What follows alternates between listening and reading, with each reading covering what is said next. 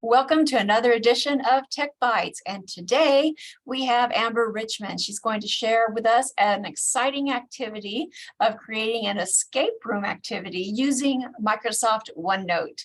And so without any delay, we're going to turn this over to Amber Richmond. Thank you, Christine. I appreciate you letting me present today. So I'm going to do a quick poll really quick just to find out if you've ever used OneNote before. So I'm going to launch that really quick. If y'all will answer if you've ever used OneNote, just so I can get a basis on your prior experience. And I'll just kind of leave that there until you guys answer. So today I'm going to teach you how to create an escape room. And an escape room is something that you can do with your students to make reviews, to make worksheets more fun. You can also use it as a team building activity. So in an escape room, students have to get together in small groups and they're trying to solve a puzzle or come up with a code that takes them to the next puzzle. And in the end, it's kind of competition to see who can escape the room the fastest or find all the codes the fastest. So so it looks like some of you have some experience with OneNote. So I'm going to go ahead and end that poll. All right. So I'm going to share my screen. All right. So first, I'm going to give you an example of an escape room. So let me bring this up over here.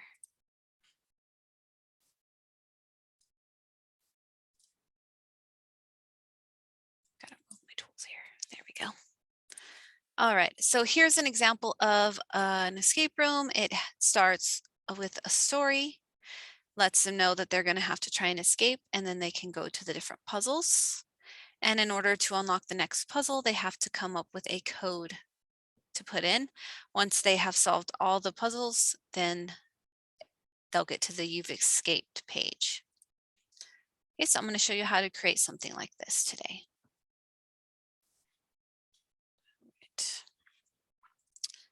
So first thing we want to do is come up with a topic that we want to teach or a skill that we want to focus on. So you can use a unit that you've been working on already, or it could be a pre-assessment to introduce a new unit.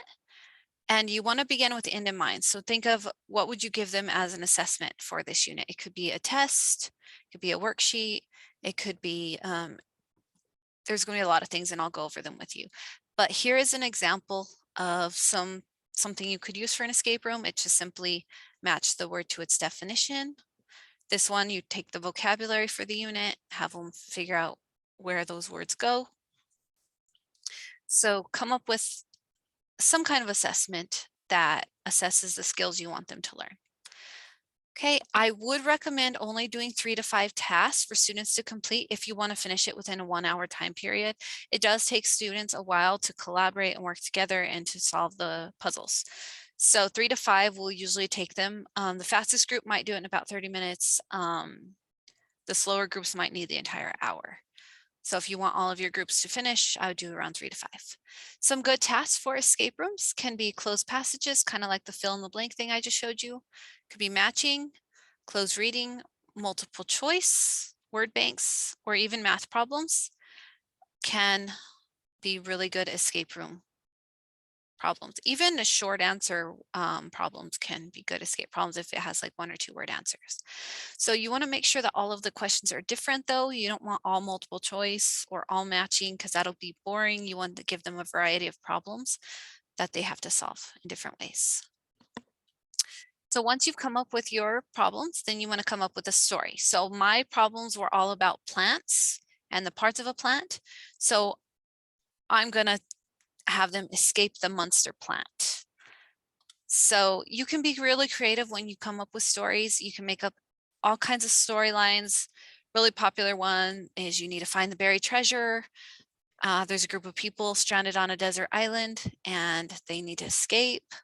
You're stuck in a haunted mansion, and you can even do these seasonal You need to escape the zombies without being eaten. I've even done one, your substitute teacher is an alien and you must escape the classroom. So here's the story I came up with for this example. My worksheet is about plants. So I'm going to tell them you decided to go for a walk when suddenly you come upon a garden. The plants in the garden were the most beautiful plants you've ever seen. You decide to go closer to get a better look at the plants. Suddenly, one of the plants grabbed you. As you struggled to get away, you heard the plant say something. As you listened closely, you could hear it whispering. It said, "If you know enough about me, I will let you go." You begged it to please give you a chance. Are you ready to prove your knowledge? And that gives the students, oh yeah, I got to escape this plant, and they're going to get all into it.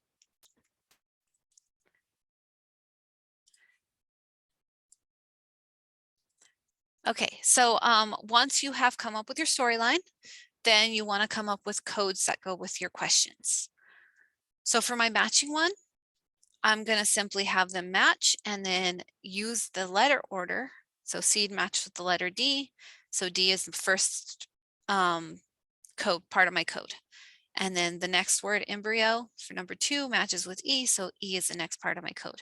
So if you match them all in order, you get D, E, A, B, C, and that will be the code the students have to figure out to get to the next puzzle. Okay, for a fill in the blank one, I usually take the first letter from each word, and then the first letter of each word makes a code. And it doesn't have to be a real word. So my code up here is ASFSURD. So it doesn't matter what your code is, just so it's something that students can figure out. And then here's a multiple choice one, and the code is, oops, I changed it here, but not here. But the code would be chlorophyll. If that was the correct answer, would be the code. Okay, and so once you come up with your codes for each puzzle or question, the codes can include anything you want. They can be numbers, like if you give a math problem, the answer could be the code. They could be letters, words, symbols, etc. Anything. And so once you have all of this, then we're ready to create our escape room. Okay, so there are a few different ways to get to OneNote. So I'm just gonna show you really quick. And I'm going to go ahead and share my other screen just so you can see my search bar here. So one way to get to OneNote, and this is my favorite way, is down here where it says type here to search. I just type OneNote and it pops up and I can click on it. It opened on my other screen, but here's my OneNote. Okay, there is another way to get to it. If you type OneNote here and it does not pop up, you can do it through the internet. So I can open a new internet window.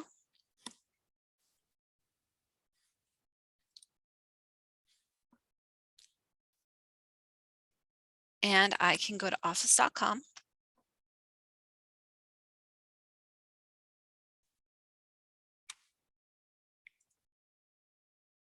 And I can come down here to apps and click OneNote, or I can click the Rubik's Cube up here and it's going to show me apps. If I don't see it on this list, I can click all apps. It's going to list them all.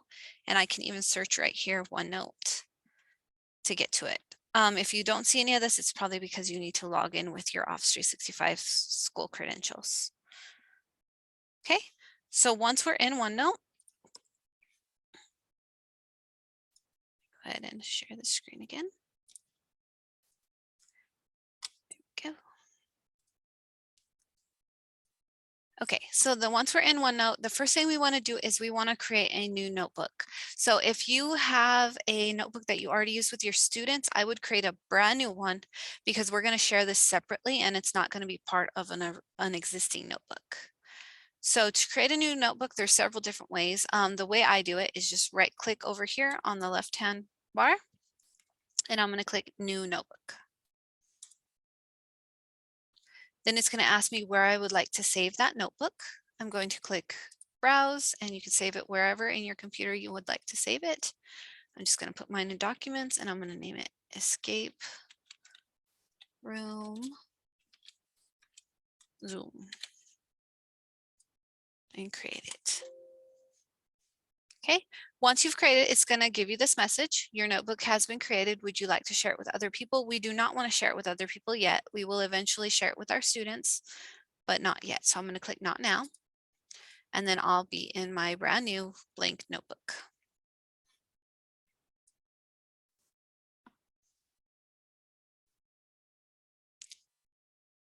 So Nida, have you used OneNote before?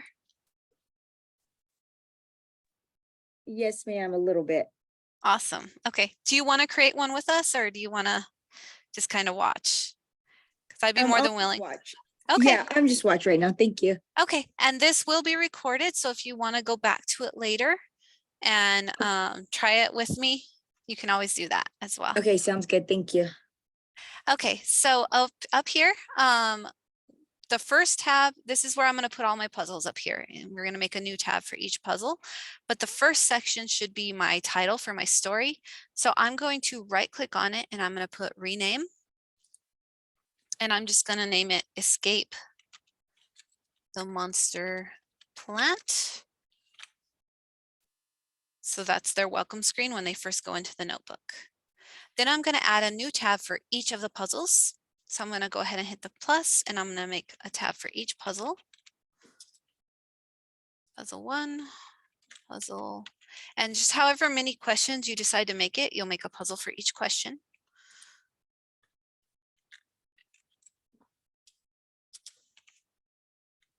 And then when you're done and you have a tab for each puzzle, the last tab is going to say you've escaped or congratulations.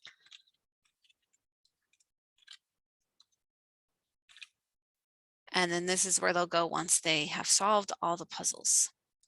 So we're going to start on our introduction slide.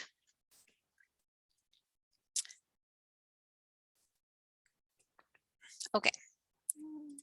So if you remember from my example, the introduction slide, I'm going to put a title. I'm going to, you can add instructions. So this one says how to play, welcome, and it tells the students exactly what they're going to have to do. It's going to note that passwords could contain spaces, letters, numbers, and or capital letters. It's going to have their story and then a picture. So going back to the one that we're creating. So I want to title it.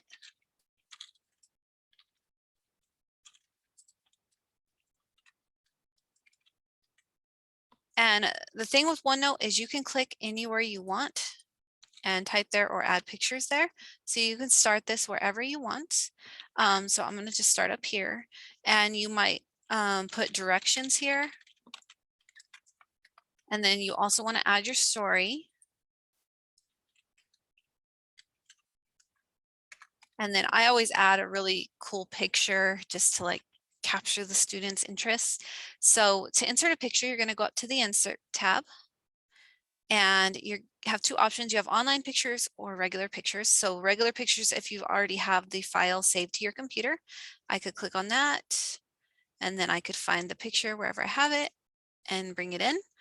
If you go to insert online pictures, it's going to take you to a Bing search bar. And I can search for a monster plant. And I get some pictures here. Now, right now, Creative Commons is checked. That means those are copyright safe. You're not going to have any copyright issues. If you uncheck that, it will show you more pictures, but they're not all going to be non-copyright.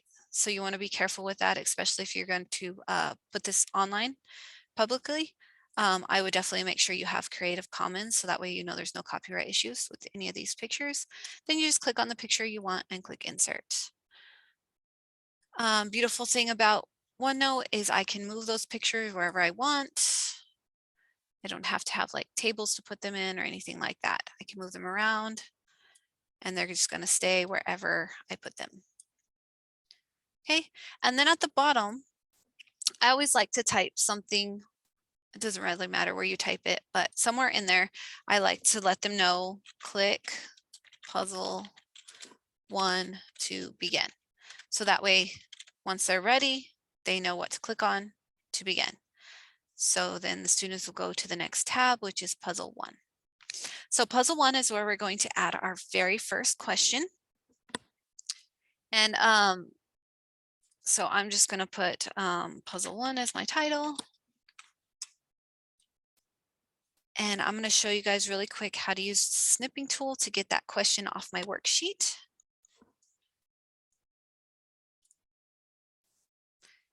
So right here is the question. Let's say you have it online or in a Word document. You don't want to recreate this. You just want to take a picture of it.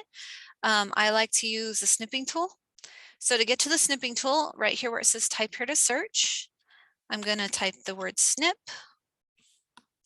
And this snipping tool app is going to appear. I'm going to go ahead and click on that. This is what it looks like. And this allows me to take a screenshot of just a small section of my screen. So I'm going to go ahead and click new. And then my cursor changes to a plus, and then I can just click and drag the section I want to take a picture of and then let go. So now it took a picture of that part of my screen. And then I can either save it as a picture, or I can click right here to copy that image, and then I can just paste it in my OneNote. So I'm going to go ahead and copy that image. Then I'm going to go back to my OneNote, and I'm going to right click and paste it in. So I just copied my instructions, my worksheet. It's ready to go for the students. So they just have to come up with the answer and find, it says, look at the word in column A, find the matching definition in column B, then list the letters in order. That is your code. Match the number to the letter. The letters of your code are in order and all capitalized. So they know that as they find the answers, it's going to give them the code. So now we want to make that code our password for puzzle 2. So they can't get into puzzle 2 until they have that password. So to do that, we're going to go to the puzzle 2 tab, and we're going to right click on it. Okay, once you've right clicked on it, you're going to go to password protect this section. And you're going to get some options over here on the right, and you can set your password. So I'm going to go ahead and click set password. And go back to my codes. Okay, so my first code in all caps was DEABC. I'm just going to type that twice. And then click OK. So now when my students try to get to puzzle 2, it's going to ask them to enter a password, and it is the answer from puzzle 1 will be the password. Okay, so for puzzle 2, again, we want to put our second part of our worksheet. So I'm going to name it puzzle 2. And if I go too fast or there's something you want me to show you again, please speak up and I will be glad to show you that again.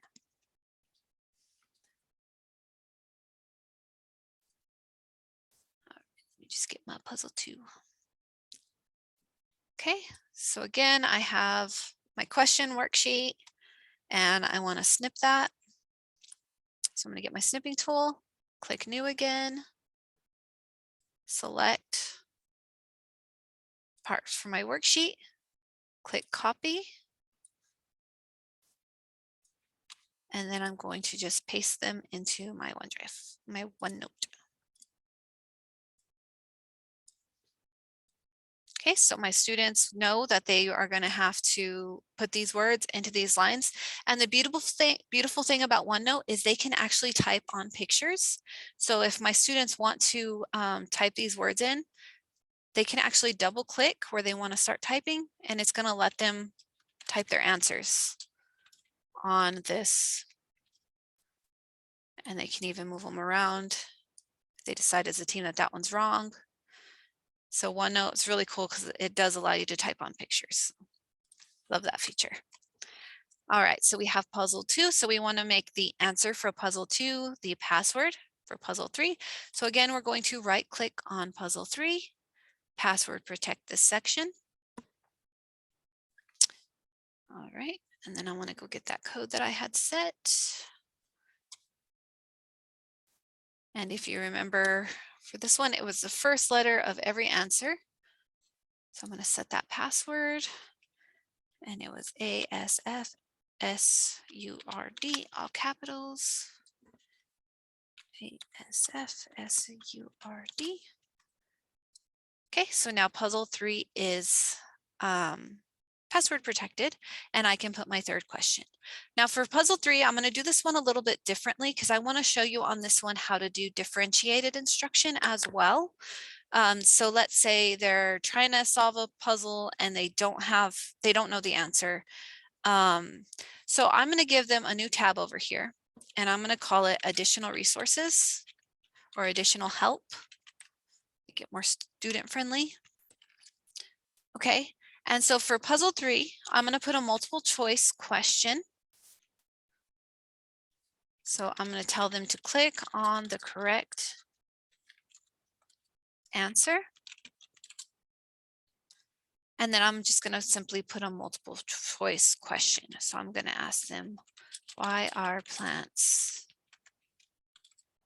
green? Let's come up here, get our ABC. And we're going to give them options: chemistry, chlorophyll, or biology.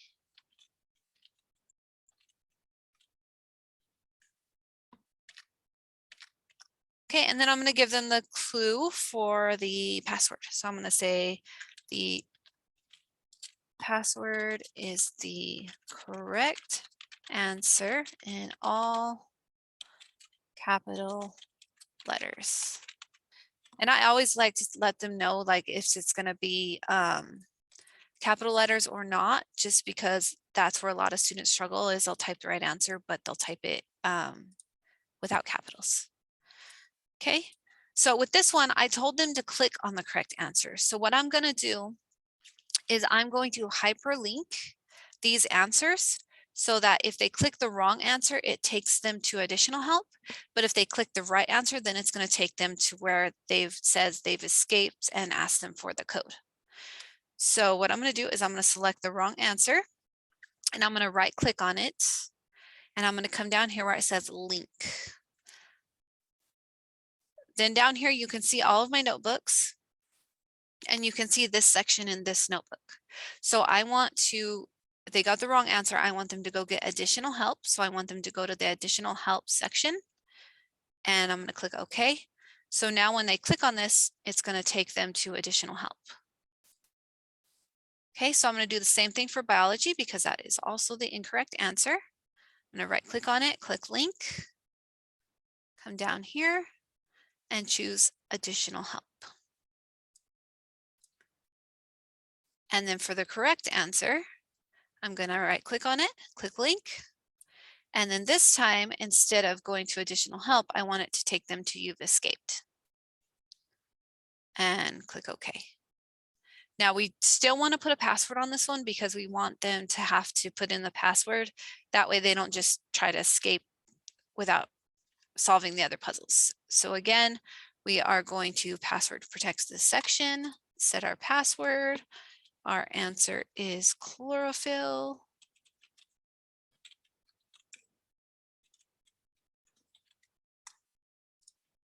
All right. And then on the escaped one, we want to put like, congratulations, you did it. Just be very encouraging. If you're worried about early finishers, I can't spell congrats. If you're worried about early finishers, you can also add links to things you can do while you wait for the other teams to finish here as well. But I always like to add a cute picture of like someone running away or escaping.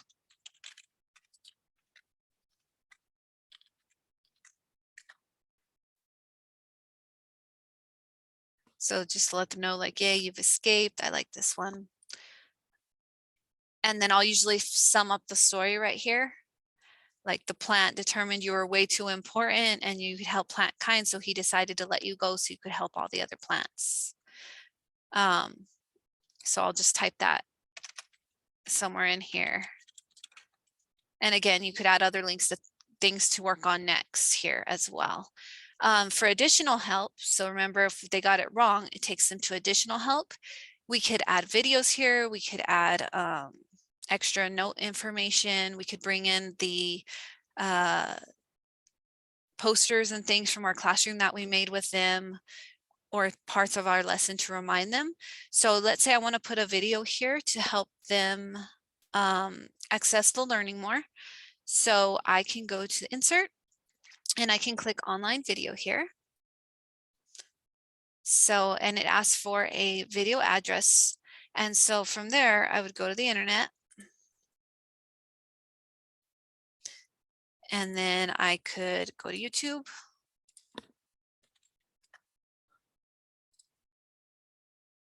So I'm just going to do my little search. Why are plants green? And we have some really cute videos. Always watch the videos before you put them on. You want to make sure that they are safe for your students. Get them approved if you need to. But let's say I wanted this one. It looks cute. It has the correct answer. So I'm going to right click on that video. And I'm going to come down here to copy image address. Another way to get that address is to click on it. And I could select it up here. And I could copy that address as well. Okay, and then all I have to do is simply paste it in to my box, and it's going to put that video in my OneNote for students to access. From there, you can resize it.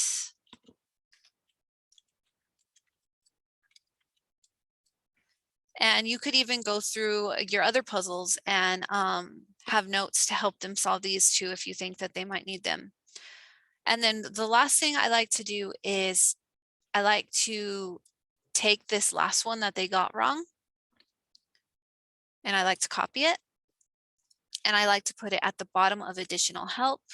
So that way they don't have to go back to puzzle 3 to click on the right answer. They can simply click on it after they watch the video and try again, and it'll take them here. Okay. So the last thing I want to talk to you about before I show you how to share it with your students, I want to take a second and answer any questions that you might have. Do you have any questions at this point?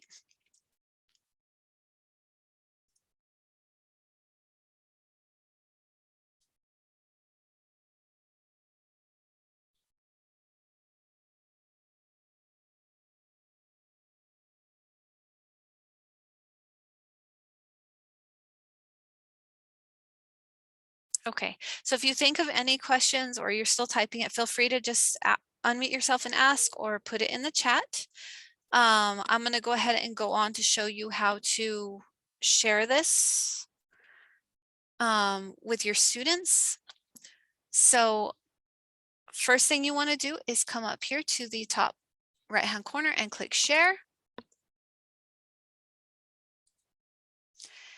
And I'd like to share the entire notebook. I'm going to go ahead and click on that. And then we have a couple options here. So we do want to change this because we don't want the students to be able to edit it. So I'm just going to click on that. And instead of allowing them to edit, I'm going to just allow them to view. So I want them to view it. And then later, if I decide I want them to edit it, they can always create their own copy and then they can edit their own copy. But we always want to just give them the view option. It has a set expiration date option here. So if you only want them to see it for the up until a certain date, and then you want it to go away, you can always set that expiration date and the link will only work before that expiration date. You can also password protect it. So if you want to make sure that students aren't starting without your permission, you can go ahead and send them the link, but then give them the password the day you do the escape room in your class. So again, I'm going to have this be anyone with the link can view, and I'm going to click apply.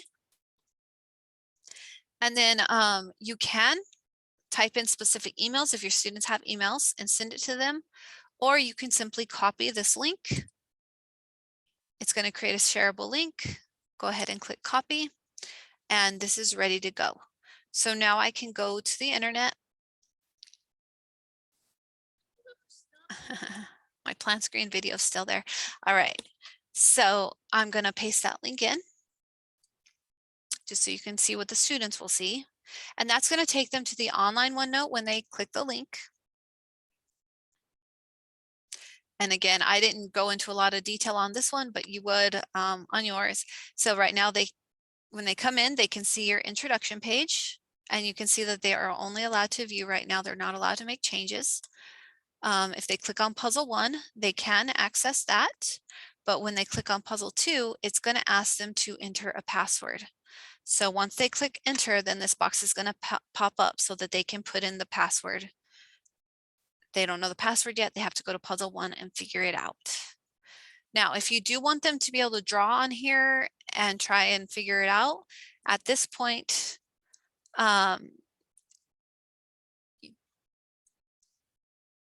they can come up here and they can copy. We might have to do it a little different for that.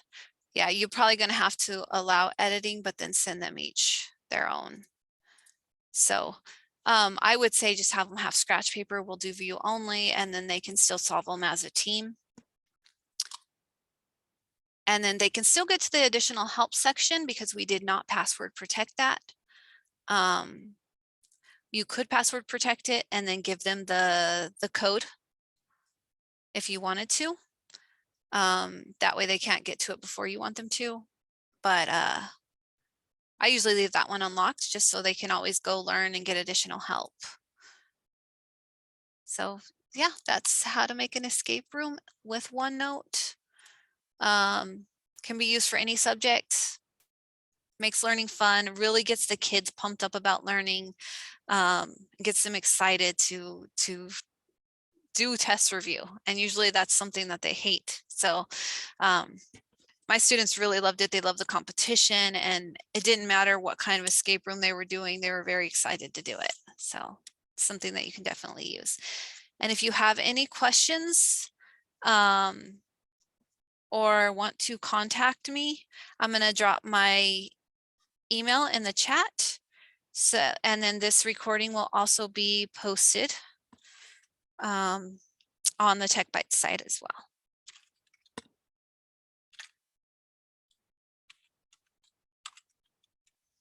So there's my email. If you have any questions, need any extra help, just let me know.